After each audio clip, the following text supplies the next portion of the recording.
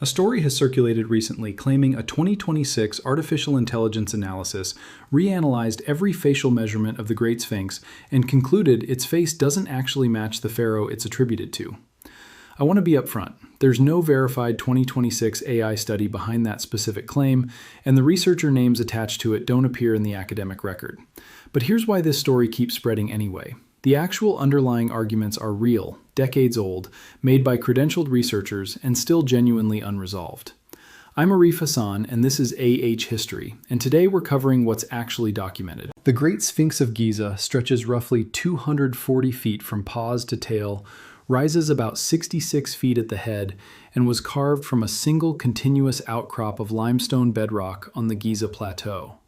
The standard account, and still the position held by the overwhelming majority of Egyptologists, is that it was carved during the reign of Pharaoh Khafre, around 2500 BCE, as part of the same building program that produced Giza's second pyramid. Here's what that attribution actually rests on. There's no inscription anywhere on the Sphinx naming its builder, not one carved line identifying it as Khafre's work. The attribution comes from its proximity to Khafre's pyramid complex, stylistic comparison with structures from his era, and a stone tablet placed between the Sphinx's paws by a later pharaoh, Thutmose IV, describing a dream in which the Sphinx asked to be freed from the sand burying it. That tablet references the Sphinx, but the section where a builder's name would appear is damaged. Most Egyptologists read it as referring to Khafre, though the reading isn't unambiguous. For a monument this significant, the direct evidence connecting it to a specific builder is genuinely thinner than a century of confident repetition suggests, and mainstream Egyptology itself generally acknowledges this, while still finding Khafre the most reasonable attribution based on the surrounding archaeological context. There's also a real and separate history worth mentioning honestly.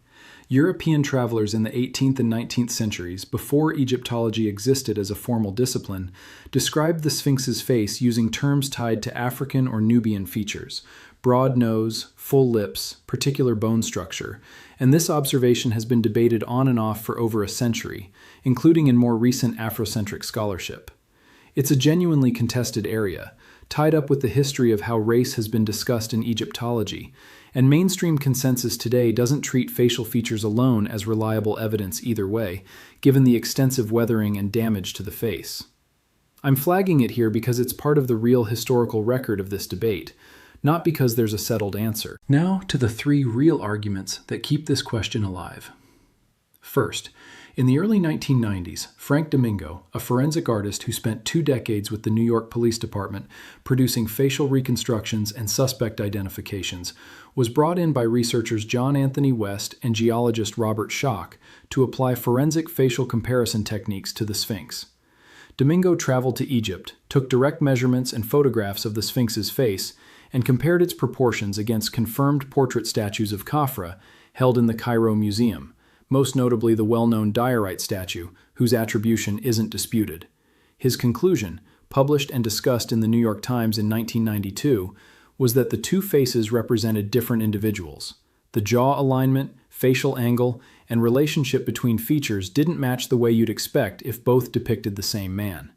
This is a real, documented forensic finding. It's also worth being clear that Domingo's methodology has been criticized by mainstream Egyptologists, who point out that comparing a heavily eroded, cannon and weather-damaged limestone monument carved at a much larger scale against an intact diorite statue carved at a different scale introduces real comparison problems that a strict forensic match wouldn't have to deal with. Domingo's finding has never been widely accepted by the field, but it has also never been definitively refuted. It sits, genuinely, as an unresolved data point. Second, Rainer Stadelmann, a highly credentialed Egyptologist who directed the German Archaeological Institute in Cairo for years, raised a specific anatomical observation. The Sphinx's head looks disproportionately small relative to its lion body. That kind of mismatch is unusual in a single continuous carving executed under one unified plan. Stadelmann's proposed explanation was that the head may have been reduced and recarved at some point after the body was originally shaped, cut down from a larger, different face into the smaller one visible today. This isn't a fringe theory. It comes from one of the most respected figures in German Egyptology, based on direct observation of the monument, though it also remains a minority position that most Egyptologists don't accept as the primary explanation. Third, and the most contested. In the early 1990s, geologist Robert Schoch examined the weathering patterns in the walls of the trench surrounding the Sphinx's body, and argued the vertical, rounded erosion pattern he documented looks like the result of prolonged heavy rainfall running down the rock face over a long period, rather than the dry, wind-driven erosion that has characterized the Giza Plateau for the last several thousand years. Egypt hasn't experienced sustained rainfall like that since well before Khafre's era. If Schoch's geological reading holds, the body of the Sphinx would have been carved during a significantly wetter climatic period, thousands of years earlier than the Fourth Dynasty. This argument has been disputed for over 30 years. The mainstream geological and Egyptological response has generally been that the erosion pattern can be explained by other mechanisms, including subsurface water seepage and differential weathering of the limestone layers, without requiring a much older date, and Schoch's interpretation remains a minority position rejected by most specialists in the field. Put these three together and you get an honest, three-way disagreement that's persisted for decades. The mainstream position that Khafre commissioned the whole thing, and that Domingo's mismatch, Stadelmann's head-to-body proportions, and Schoch's erosion reading are all explainable through weathering, ancient restoration work, and legitimate methodological limitations in each study.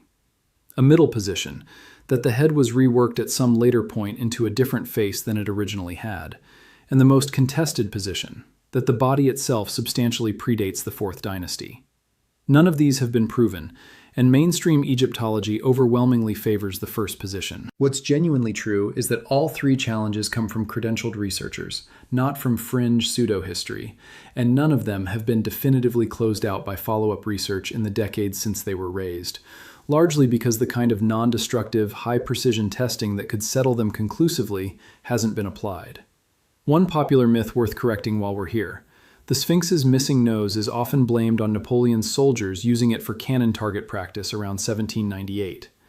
That story is almost certainly false, since illustrations from the 1730s already show the Sphinx without its nose, decades before Napoleon's campaign arrived in Egypt. One of the oldest surviving explanations comes from 15th century Egyptian historian al-Makrizi, who recorded that a Sufi religious figure damaged the face deliberately in the 1370s after local villagers began leaving offerings at its feet, which he considered idolatry. So what's the honest conclusion here?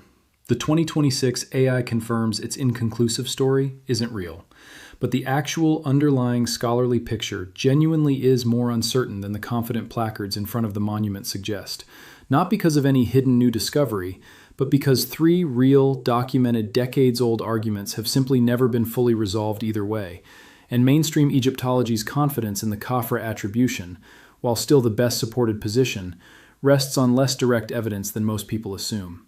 The Sphinx carries no signature. The tablet between its paws doesn't unambiguously name its builder, and the debate over Domingo's forensic comparison, Stadelmann's head-to-body proportions, and Schoch's erosion theory remains exactly where it's been for over 30 years, unsettled, genuinely contested, and worth understanding honestly, rather than through either an invented AI confirmation or a dismissive wave of the hand. If you want history covered with the real evidence and the real disagreements left in, follow this channel, because there's a lot more of this kind of story worth telling properly.